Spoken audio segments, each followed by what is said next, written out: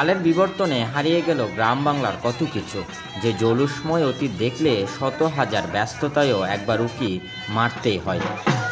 এই যে ষাটোর্ধ্ব মানুষগুলোর ঢোল আর লাঠির তালে তালে নাচ, সময়ের সাথে সাথে আড়াল হতে থাকা এ খেলার নাম লাঠি খেলা, যার উৎপত্তি আমাদের বাংলায়।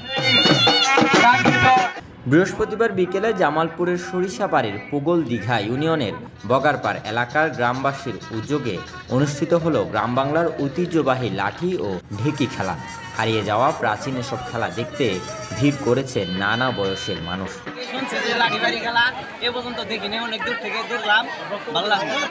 দেখতে আসিনি, এই প্রথমে লাঠি বাড়ি খেলা দেখতে এসেছি। আমার কাছে অনেক ভালো লেগেছে।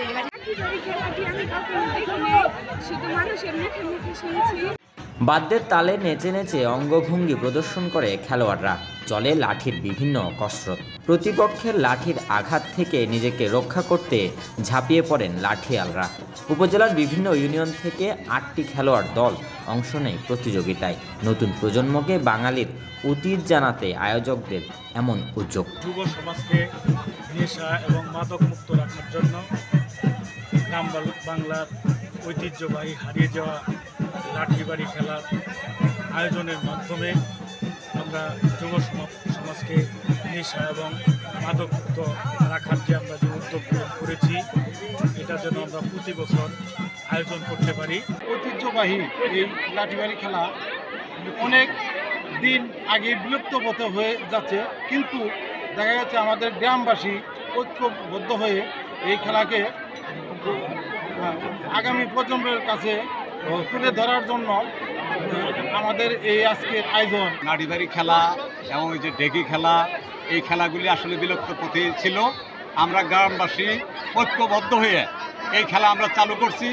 ভবিষ্যতেও যিনি এই খেলায় গ্রামবাসীরে বা এলাকার মানুষকে দেখাইতে পারি, এই জন্য আমরা প্রশাসনের কাছে সার্বিক সহযোগিতা কামনা করি। ঐতিহ্যবাহী লাঠিবাড়ি খেলা এখন বিলুপ্তির পথে। যে খেলাটা অনেক আগে ছিল, সবাই জানতো, কিন্তু এখনকার পোলাপান এই খেলাটা জানে না বা নাম শুনে কিন্তু এখন তারা দেখতে পারে না। কাজে এই খেলাটা যেন আবার নতুন করে নতুন প্রজন্ম যেন এই খেলাটা দেখতে পারে, যার জন্য আমাদের এই নতুন করে আবার আয়োজন করা হয়েছে। এদিন পুগল দীঘা ইউনিয়ন পরিষদের ইউপি সদস্য লাল মিয়া সরকারের সভাপতিত্বে প্রধান অতিথি ছিলেন সাইফুজ্জামান সেলিম। বিশেষ অতিথি মোহাম্মদ আব্দুল হাই সর্দার, ওয়ার্ড আওয়ামী লীগের সাধারণ সম্পাদক মোহাম্মদ আব্দুল সাত্তার, মোহাম্মদ রাশেদুল ইসলাম, মোহাম্মদ মুস্তাসিম বিল্লাহ। জামালপুর জেলা প্রতিনিধি কামরুজ্জামান লিটনের তথ্যচিত্রে ডেস্ক রিপোর্ট, নিউজ নাও 24।